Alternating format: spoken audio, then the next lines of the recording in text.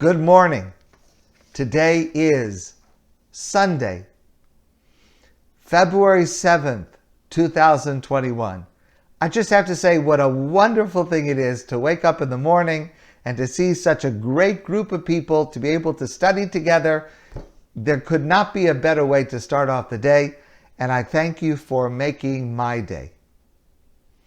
This week's Parsha is the portion of Mishpatim. And there's a very famous verse, a famous pasuk, because much of the Parsha concerns our judicial system, Jewish law, and of course, that includes rules for judges. And the Torah says, V'shochad lo sikach, do not take a bribe.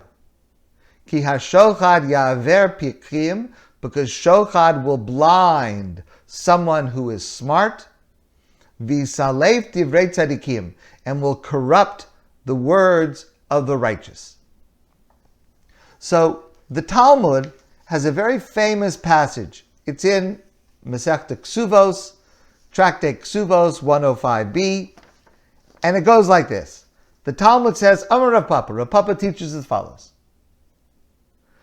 A person should not judge someone derachim lei, who is a friend of his, who he likes, v'lo leman desani lei, and not a person that he dislikes. Derachim lei lo chazi lechova, a person that he likes, he will see no wrong in him. Desani lei lo chazi leischusa, a person who he does not like, whatever it is, he will somehow interpret it in a negative way and will not be able to judge objectively.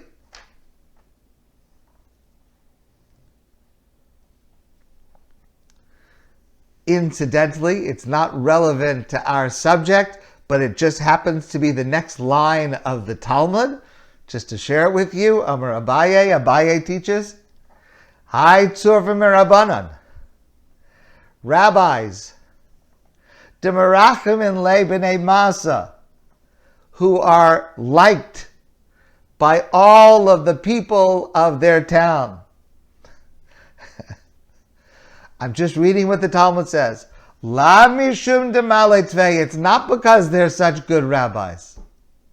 A rabbi who is very popular, it's not necessarily a good sign that they're a good rabbi. They are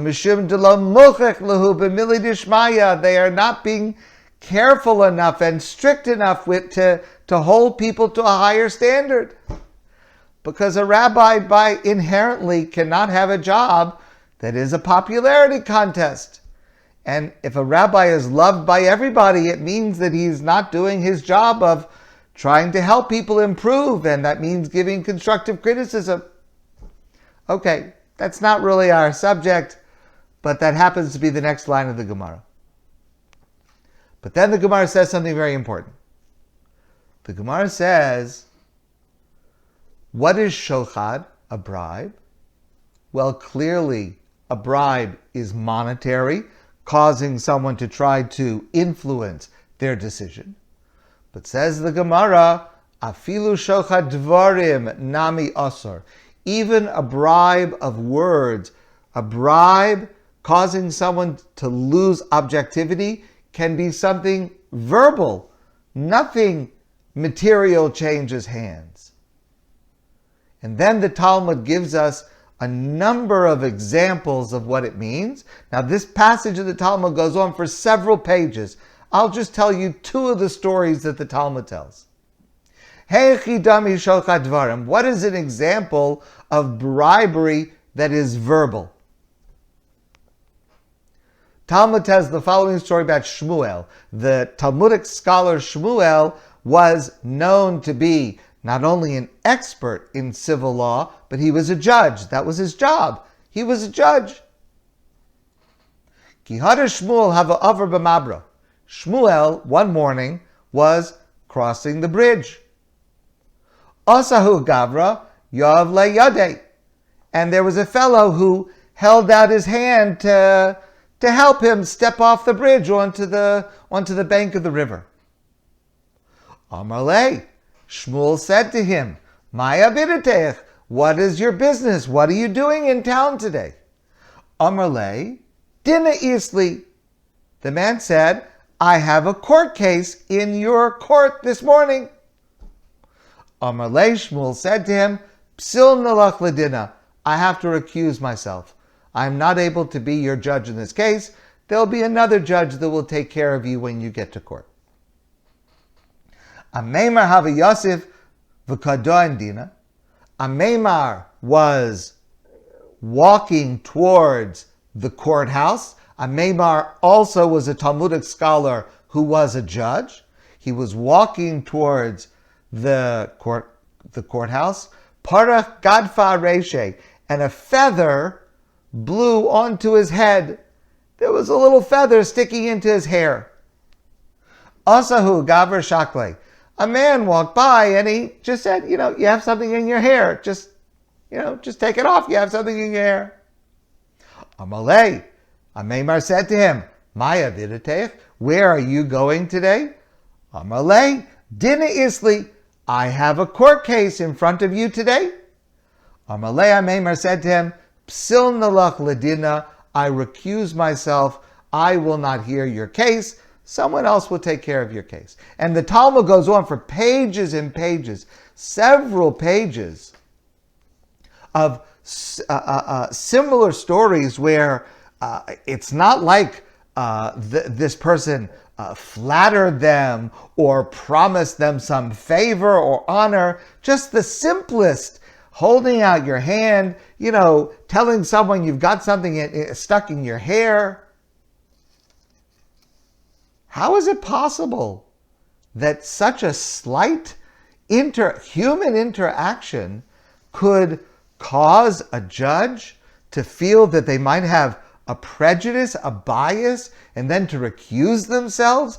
And we're talking about the greatest scholars of the Jewish people, the greatest judges of the Jewish people. Does anyone really think that they were not going to judge properly because of such a slight interaction? I mean, who could live up to such a standard? Not to say hello to someone on the way to court, not to hold the door for someone. I mean, it seems unrealistic. And of course, keep in mind, after all, it is a mitzvah to judge a case.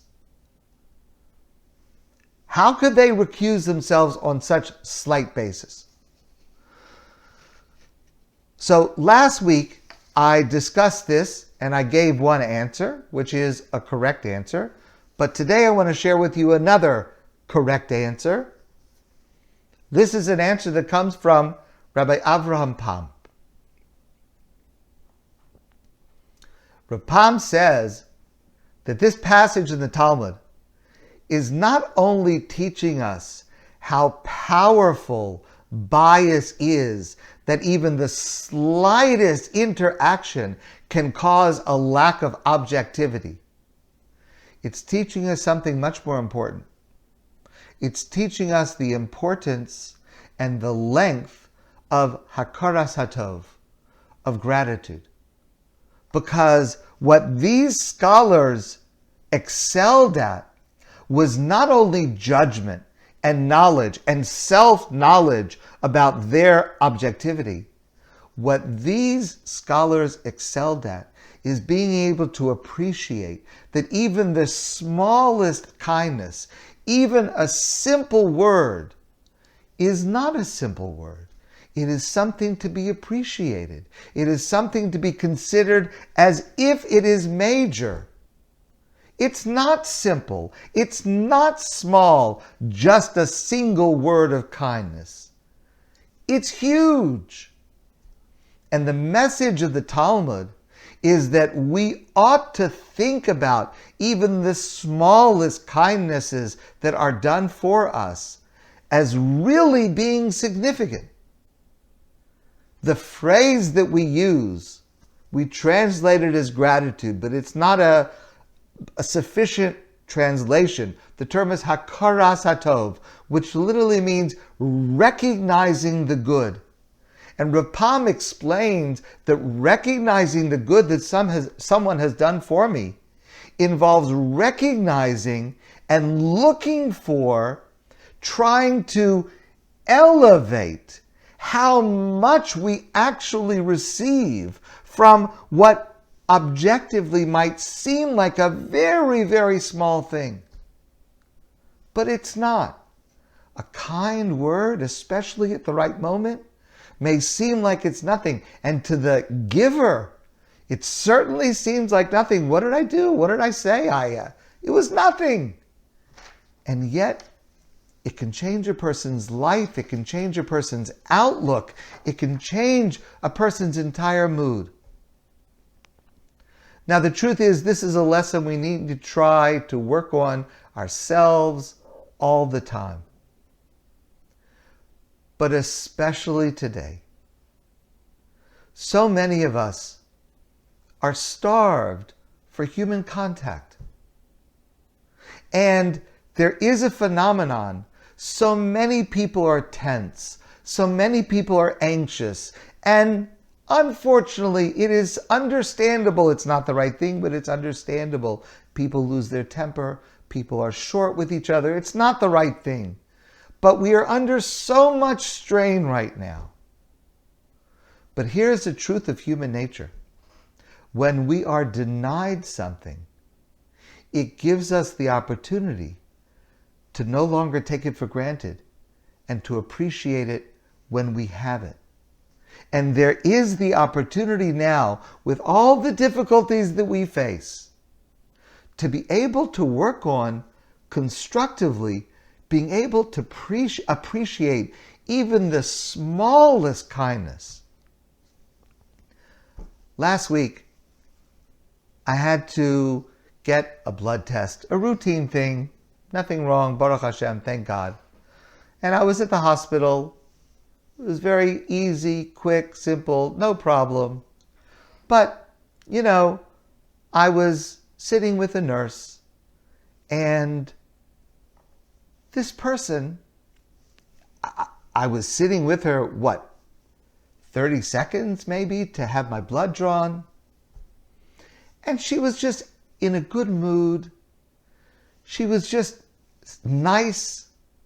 And I thought to myself, this is a frontline worker. This is one of these people that are putting their lives on the line to help all of us, working extra shifts with tremendous difficulty. And here she is. Okay, it's 30 seconds. I didn't, I was also trying to be nice to her. There was nothing unpleasant about the interaction, but just that this person, who first of all is such a hero, and second of all, just under the strain with which she's working, she could just say, "How are you today? I hope it doesn't hurt. Have a good day." It changed my whole attitude. I was different the whole day. And what is it? It's a word. It's not even a word, it's a smile. And because, thank God I have the great privilege to be together with my wife at home all day, but I'm working at home. I don't really see people other than you. I don't really see people.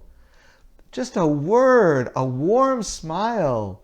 It means so much. It changes a whole day. A couple of days ago, I was on the phone for hours, over 2 hours, with tech support. Now, to be on the phone with tech support is not one of life's pleasures. Okay, so I have, thank God, a relatively new computer. It works very well. Belongs to the shul. I get to use it. Okay, something went wrong. It was a little irritating. And I was on with tech support. It took over 2 hours, and he diagnosed this, and he tried that, and he did this test, and I reinstalled this, and finally I ended up reinstalling my whole computer, and it took a very long time. Now, first of all, the computer didn't work. It's a new computer, so he's responsible. I'm under contract, a service contract. It's his responsibility, and it's his job. And I was wasting my time. I was a little bit frustrated about the fact that I had this new thing and I had to waste 2 hours of my day to be able to take care of it. But this fellow was so nice. He was so nice, and he was so apologetic about what happened. I know it's his job. I know he's trained to do it. I know, but it's a giant company. It's a worldwide company. And he was just so appreciative. He was so patient. You know, whatever had to be done, he just said, don't worry, I'll wait. I'm here. I'm not going anywhere. Taking care of this. And again, I know it's his job. And I know that's what he's trained to do. And I know that ultimately it makes more money for the company. I understand all that. But it made me feel good. It really, it made what could have been a very unpleasant length of time, it really made it different. Especially now. It wasn't small. It was huge. It changed my outlook. And that's what this passage in the Talmud is teaching us. And that's what we need to work on ourselves. When we read this pasuk this week, and especially this coming Shabbos, and when we think about this passage in the Talmud, because he said hello, the judge had to recuse himself because he held out his hand to help him off the bridge, it should allow us to focus on just how much a word can do, a smile can mean, especially now. And of course that means what my word to someone else can mean, and my smile to someone else can mean. And it takes nothing, a second, an instant, but how much it can mean one to another. If we do this, we may be required to recuse ourselves from many more cases, and we will be able to be a judge far fewer times. But we will be much happier. My friends, I wish it for you, and I wish it for me. Take a moment and make someone's day. Don't ever underestimate the power that you have in just a moment, a word, an expression, to completely transform someone else's outlook. That's what the Torah is teaching us, says Rav Pam. My friends, I wish you a great day, and I look forward to seeing all of you soon in person.